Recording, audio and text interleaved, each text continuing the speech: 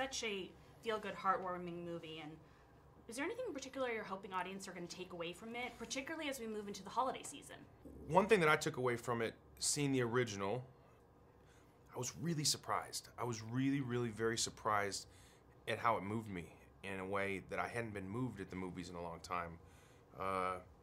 There's this theme that happens through the course of this movie, about halfway through the movie, when it really shifts on its axis, becomes the movie that you don't expect. And that theme is altruism.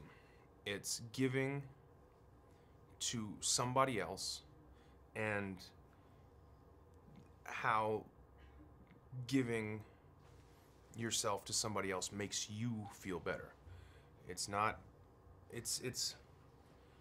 there's something about this movie that inspires you to just go out there and be a better person to other people. And that might sound cheesy, but it's really true, because that feels great. It feels great to make other people feel good.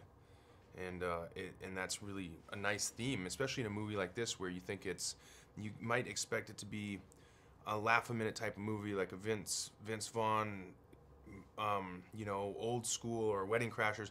This is something completely different for him. And I'm really excited for an American audience to see Ken Scott's work, the director, the filmmaker who made this movie. I'm really excited for them to see what he's capable of. His voice, it's very interesting and original. He's got incredible thoughts about human behavior, and this movie examines all of it. It's really, really nice. And there's a real blend of humor and emotion, which I think balances the theme of altruism nicely. Can you say a little bit about how those two balance each other out and how that comes across, the blend of the humor and the emotion? Yeah, I think,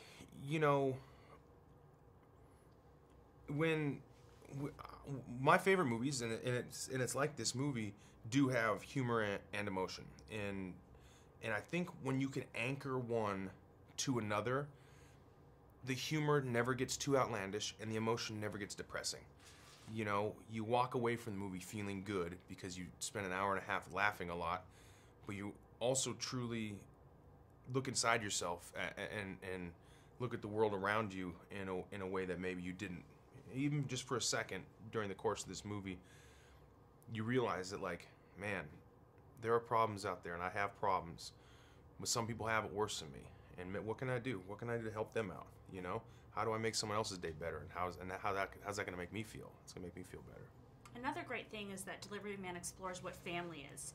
And your character is a single father in the film. You have to live and experience that vicariously. So how did you kind of see that through being a real dad, and what did you feel from that?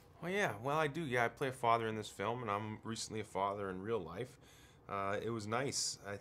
It's nice to be in this chapter of my life where I can play a father, or I can be a father in real life.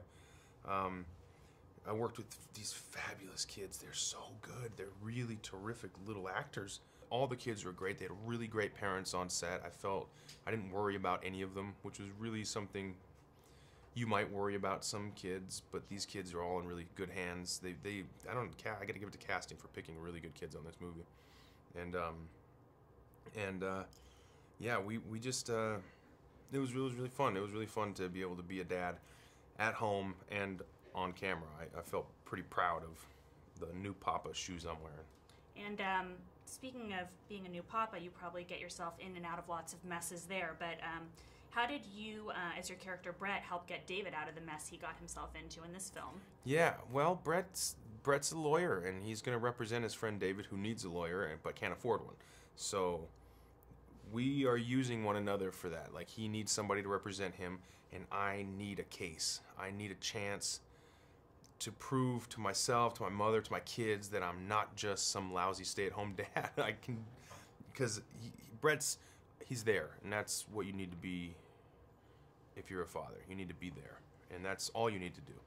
And he does that. So he checks off the bare minimum, but minimum requirement checked off. He is there, but he's not very effective. He's not a very good dad. He's trying really hard, and he's pretty much struggling. And he helps Vince, or he helps David Wozniak, played by Vince, by representing him in this case. And this is like my chance. This is my character's chance to just prove to everyone around me that I'm worth something more than what you thought.